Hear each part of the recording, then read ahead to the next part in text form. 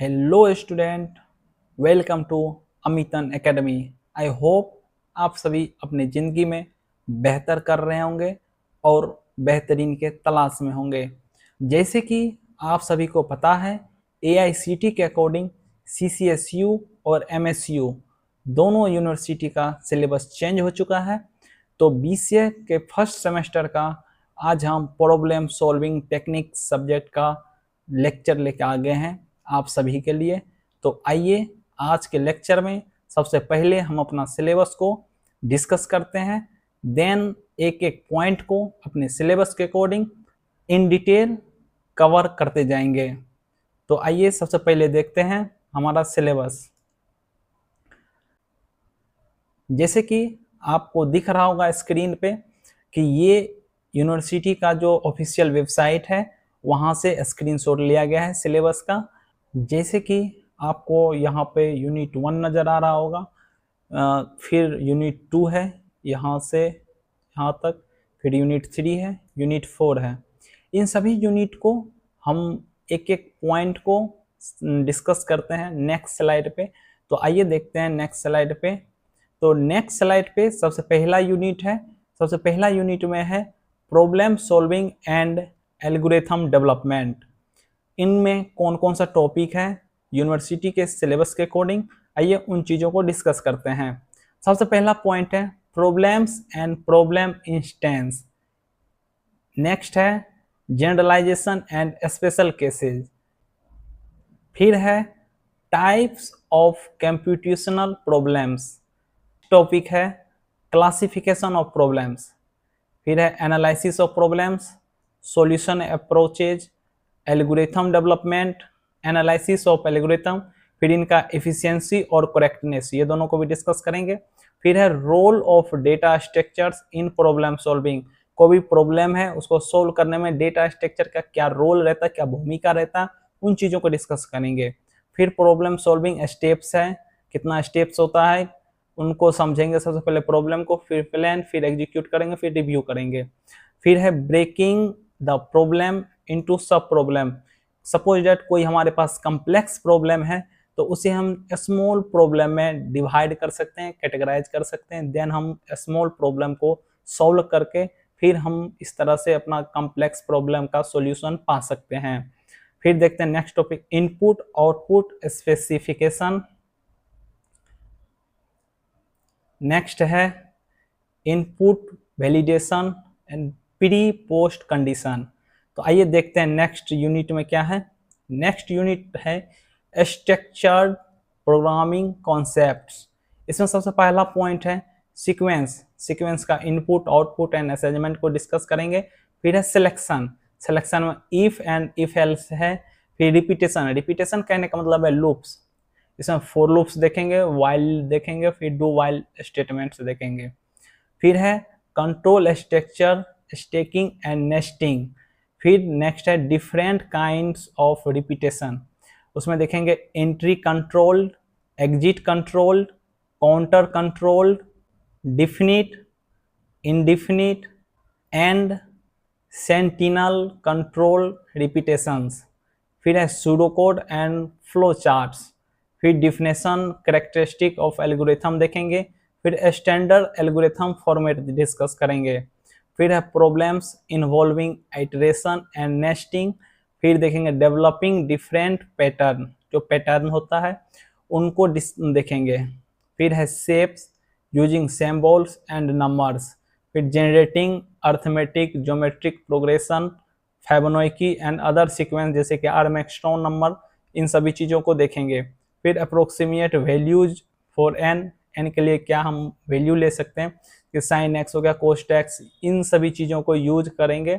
और Taylor series को भी हम डिस्कस करेंगे। फिर नेक्स्ट पॉइंट है हमारा different kinds of data in the real world, how they are represented in the computer memory. किस तरह से कंप्यूटर मेमोरी में रिप्रेजेंट होगा, उन चीज़ों को भी डिस्कस करेंगे। फिर नेक्स्ट है representation of integers. Integers number को किस तरह से रिप्रेजेंट कर सकते हैं, उन चीज़ों को डिस्कस करेंगे। फिर है sign magnitude form first second complement. फिर है representation of real number, IEEE 754 floating points representation. Last point है यूनिट 2 का इस स्लाइड में, रिप्रेजेंटेशन ऑफ करेक्टरिस्टिक, वो एस्की या यूनिकोड के थ्रू देखेंगे। तो आइए यूनिट 2 का कुछ और पार्ट्स रह रहा है, उन चीज़ों को भी डिस्कस करते हैं। यूनिट 2 का नेक्स्ट पॉइंट देखते हैं, C language and basic programming constructs.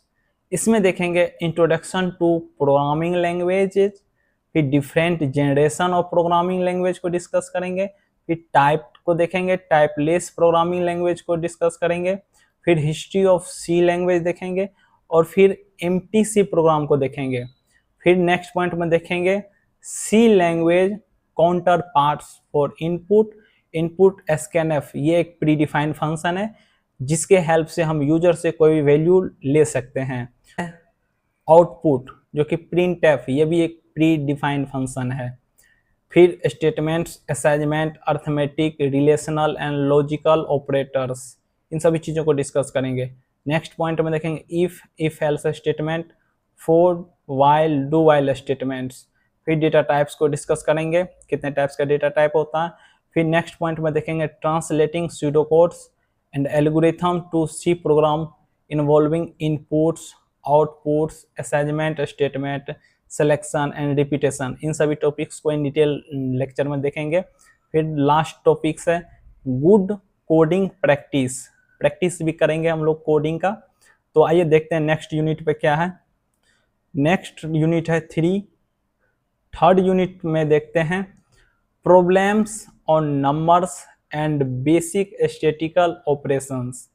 ठीक है, सबसे पहला पॉइंट है extracting digits of A number. एक नंबर है, उनमें से एक एक डिजिट को हम एक्सट्रैक्ट किस तरह से करेंगे, वो या तो लेफ्ट टू राइट हो या राइट टू लेफ्ट हो, इन सभी चीज़ों को डिस्कस करेंगे। नेक्स्ट पॉइंट है पैलिंड्रोम नंबर का प्रोग्रामिंग बना कर देखेंगे किस तरह से होता है।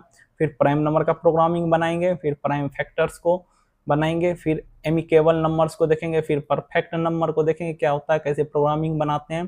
फिर आर्मस्ट्रॉन्ग नंबर है, factorial converting number from one base to another base. फिर नेक्स्ट पॉइंट है statistics, maximum, minimum, sum and average on a sequence of numbers which are read using sentinel controlled repetition using only a few variables। In point को discuss करेंगे। Next है सी language में else if ladder देखेंगे, फिर switch case को discuss करेंगे। फिर है इंक्रीमेंट और डिक्रीमेंट ऑपरेटर। इंक्रीमेंट ऑपरेटर इस तरह से डिनोट होता है और डिक्रीमेंट होता है इस तरह से। ये दोनों भी दो टाइप्स का होता है, वो नेक्स्ट लेक्चर में हम डिस्कस करते जाएंगे, हमारा प्लेलिस्ट रहेगा, उस प्लेलिस्ट में आप देखना। ठीक है, फिर ब्रेक एंड कंटिन्यू स्टेटमेंट्स को देखेंगे। तो आइए देखते हैं नेक्स्ट यूनिट में क्या है। फोर्थ यूनिट है, फोर्थ यूनिट में देखेंगे मॉड्यूलर प्रोग्रामिंग एंड एरेज को। सबसे पहला पॉइंट है मॉड्यूलर प्रोग्रामिंग, जो कि टॉप टू डाउन होगा या बॉटम टू अप अप्रोच होगा, कोई भी प्रॉब्लम को सॉल्व करने के लिए इन चीज़ों को देखेंगे। फिर रिकर्सन को पढ़ेंगे। फिर है प्रॉब्लम्स ऑन एरे, वो या तो 1D कहने का मतलब है 1 डायमेंशनल, 2D यानी कि 2 डायमेंशनल, इसी को बोलते हैं मैट्रिक्स भी। ठीक है, फिर reading writing of array element रहेगा। एरे जो है इस तरह से रहता है, इसमें ढेर सारा एलिमेंट, आप कितना भी एलिमेंट को स्टोर कर सकते हैं। इन सभी को किस तरह से इसमें इंसर्ट करना है, डिलीट करना, अपडेट करना, इन सभी चीज़ों को डिस्कस करेंगे। फिर ऑपरेशन क्या क्या हम परफॉर्म कर सकते हैं, वो या तो मैक्सिमम हो सकता है, मिनिमम, सम, एवरेज, मीडियन, मोड, सॉर्टिंग कर सकते हैं। सर्चिंग का 2 तरीका होता है, एक तो सिक्वेंशियल होता है, एक बाइनरी होता है। इन सभी ऑपरेशन को परफॉर्म करवाएंगे इस एरे एलिमेंट पे।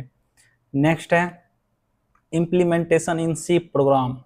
इसमें देखेंगे फंक्शन का डिफिनेशन देखेंगे, डिक्लेरेशन देखेंगे किस तरह से होता है, प्रोटोटाइप देखेंगे, पैरामीटर देखेंगे, रिटर्न स्टेटमेंट देखेंगे, रिकर्सन देखेंगे, स्ट्रिंग फंक्शन को देखेंगे, अदर ऑपरेटर्स को देखेंगे, और ऑपरेटर प्रीसिडेंस और एसोसिएटिविटी देखेंगे। लास्ट पॉइंट है डिबगिंग कहने का मतलब है जो भी हमारा एरर है उनको फिक्स करना, यानी कि सही करना। इसमें देखेंगे identify and fix error and different types of debugging techniques, कि अलग अलग क्या टेक्निक्स है डिबगिंग करने का, उन सभी चीज़ों को डिस्कस करेंगे। तो इसी के साथ आपका सिलेबस डिस्कशन की लेक्चर कंप्लीट हो चुकी है। Thanks for watching this video. और इस लेक्चर को आप अपने फ्रेंड्स के साथ शेयर कर सकते हो ताकि आपके साथ आपका फ्रेंड भी कामयाब हो पाए। लाइक और सब्सक्राइब चैनल को कर सकते हैं। Thank you so much.